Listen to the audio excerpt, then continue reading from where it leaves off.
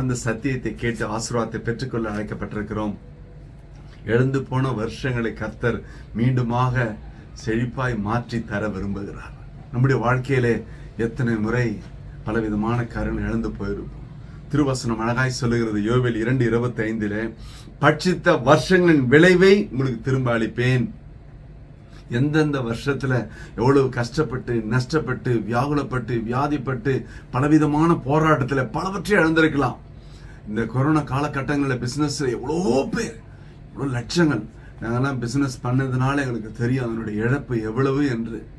சிலர் சரீரத்தில் இழந்திருக்கலாம், பலனை இழந்திருக்கலாம், பொருளாதாரத்தை இழந்திருக்கலாம். ஆண்டவர் சொல்லுகிறார், திரும்ப அளிப்பேன் என்று. சில ஆழ்ந்த கருத்துக்களை பார்க்கும் பொழுது யார் எது பட்சித்தது? யோவேல் 2:25 சொல்லுகிறது, வெட்டி கிளிகளும் பச்சை கிளிகளும் முசுக்கொட்டை பூச்சிகளும் பச்சை புழுக்களும் பட்சித்த வருஷங்களின் விளைவை உங்களுக்கு திரும்ப அளிப்பேன். இந்த வெட்டி கிளி பச்சை கிளி முசுக்கொட்டை பூச்செல்லாம் இது யாருடையது? யோவேல் 2:25 ஆண்டவர் சொல்றாரு, என் பெரிய சேனை. அவர் தான் இதை அனுப்பியிருக்கார். பாருங்களேன், யார் அனுப்பியது, யார் அனுமதித்தது? 2:25 யோவேல்ல நான் உங்களிடத்தில் அனுப்பிய அப்படின்னு சொல்றாரு.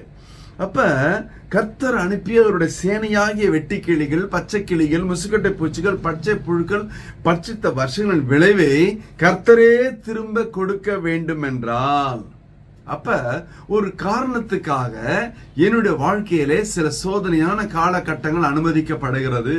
நான் அதிலே இருந்து வெளியே வந்து மீண்டும் கர்த்தருக்கு சாட்சியா நின்று அவரை சாட்சி பகர வேண்டுமானால் நான் சிலவற்றை செய்ய வேண்டும் என்று ஆண்டவருடைய உள்ளம் விரும்புகிறது. என்ன அது?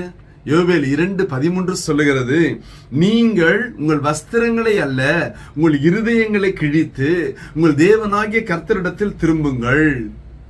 அப்ப நம்ம திரும்ப வேண்டிய இடம் கர்த்தரே.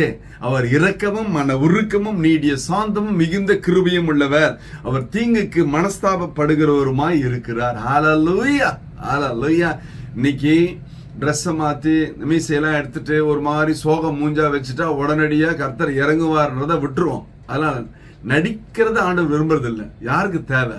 நம்முடைய வார்த்தை பேசுவதை விட நம்ம வாழ்க்கை பேச வேண்டும். அப்படின்னா சொல்றாரு, உங்கள் வஸ்திரங்களை அல்ல உங்கள் இருதயங்களை கிழித்து. அப்ப பாருங்களேன், அப்பொழுது 2:26 யோவேல் சொல்லுகிறது, நீங்கள் சம்பூர்ணமாய் சாப்பிட்டு திருப்தி அடைந்து உங்கள் அதிசயமாய் நடத்தி வந்த உன் தேவனாய் கர்த்தருடைய நாமத்தை துதிப்பீர்கள். என் ஜனங்கள் ஒரு போதும் வெட்கப்பட்டு போவதில்லை. அப்படின்னா நான் இருதயத்தை மாற்ற வேண்டும் என்று ஆண்டவர் விரும்புகிறார். எனக்குள்ள ஒரு மனமாற்றம் வந்தால் இருதயம் மாற்றப்படும். இருதயம் மாற்றப்பட்டால் என்னுடைய நடை உடை பேச்சிலே ஒரு மாற்றம் காணப்படும். அதன் மூலமாக குடும்பத்தில் சந்தோஷ சமாதானம் நிறைவாய் இருக்கும். சபையிலே, தொழிலிலே, வியாபாரத்தில், ஊழிலே, எல்லாவற்றிலுமே ஒரு சமாதானம் நதியை போல கடந்து வரும் அல்லவா? ஆண்டவர் அழகாய் சொல்லுகிறார் ஏசாயா 61:7, உங்கள் வெட்கத்துக்கு பதிலாக இரட்டத்தனையான பலன் வரும், லட்சைக்கு பதிலாக தங்கள் பாகத்தில் சந்தோஷப்படுவார்கள். ஹல்லேலூயா, ஹல்லேலூயா. அப்படின்னா ஆண்டவர் வந்து எவ்வளவு வைராக்கியமா சொல்றாரு பாருங்க.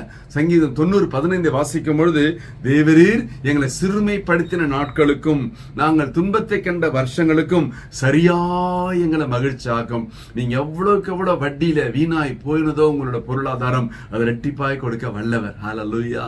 நீங்க இழந்த பொருளாதாரம் ஒருவேளை நன்மையான காரியத்திற்கு தவறாய் இழந்திருக்கலாம். வியாபாரத்துல திடீர்னு நஷ்டம் வந்திருக்கலாம், பொருளாதார அழிவு ஏற்பட்டிருக்கலாம், சீரழிவு ஏற்பட்டிருக்கலாம், சில நேரம் திருடி போயிருக்கலாம்.